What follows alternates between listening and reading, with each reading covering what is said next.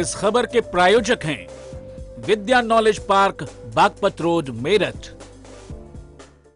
नमस्कार, आप देख रहे हैं न्यूज़फर्स्ट.टीवी और मैं हूं सचिन कुमार। विश्व के 7 अजूबों में से एक ताजमहल हिंदुस्तान के आगरा शहर में शाहजहां ने अपनी शरीके हयात मुमताज महल की याद में बनवाया था। ये दुनिया जानती है, लेकिन अब इस ताजमहल के अस्तित्व पर ही सवाल उठने लगे हैं। ताजमहल है या फिर तेजो महल है? ये मंदिर है या मकबरा? इस पर राजनीति खूब हुई है और चर्चाएं भी खूब। इसी पर देखिए आज न्यूज़फर्स्ट.टीवी की ये खास रिपोर्ट। ताजमहल या फिर तेजो महल है? ताजमहल मंदिर या मकबरा? आज जानिए क्या है पूरा सच। जो वादा किया वो निभाना पड़ेगा।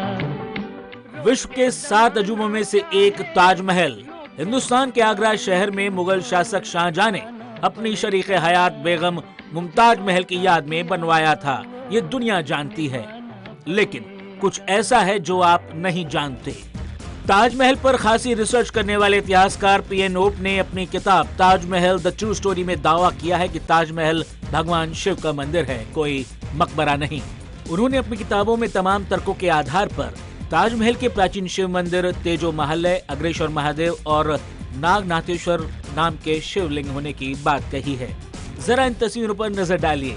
इन तस्वीरों के आधार पर ताजमहल के भगवान शिव का मंदिर होने का दावा किया गया है।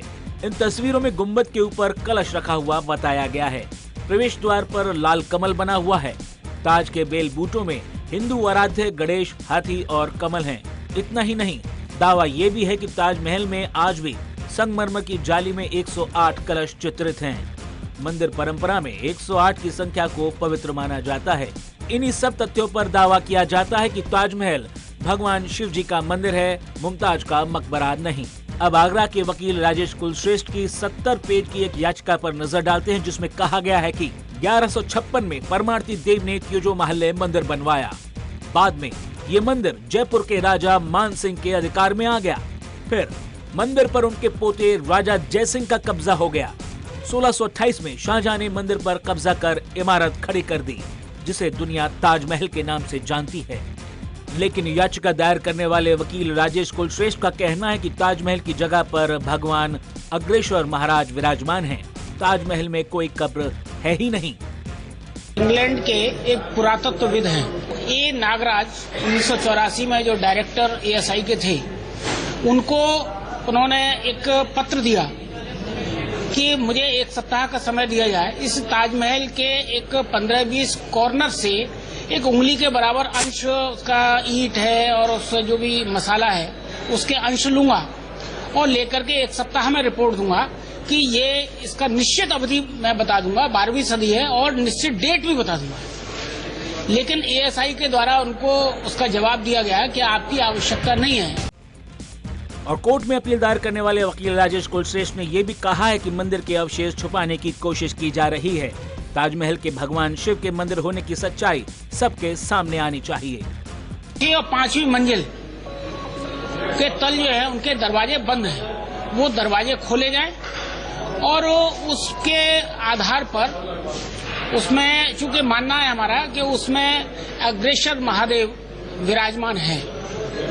मामला अभी विचाराधीन है। ASI उसमें अपीयर हो चुकी है, लेकिन गृह मंत्रालय, संस्कृति मंत्रालय की तरफ से अभी कोई अपीयर नहीं हुआ है। इतिहासकार पीएन ओप ने दावा किया है कि ताजमहल तेजो महल है। ओप के मुताबिक ताजमहल के गुम्बद के शीश पर लगा चांद, नारियल और कलश है। उन्होंने अपनी किताब में ताजमहल के इतिहास पर 100 से ज्यादा सवाल उठाए हैं। मसलन मुमताज की मौत आगरा से 600 किलोमीटर दूर बुरहानपुर में हुई, उसे वहाँ दफनाया गया, तो फिर ताजमहल में किसकी कब्र है? ताजमहल मुमताज की मौत के 22 साल बाद 1653 में बनकर तैयार हुआ, और अगर मुमताज की कब्र को उठाकर लाया गया तो कब लाया गया?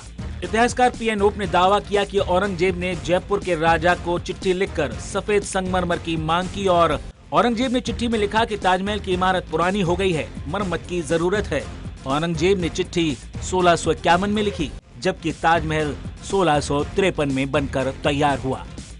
सबसे बड़ा सवाल, मुमताज की कब्र को ताजमहल में आखिर कब और कैसे लाया गया? Bureau report, newsfirst.tv।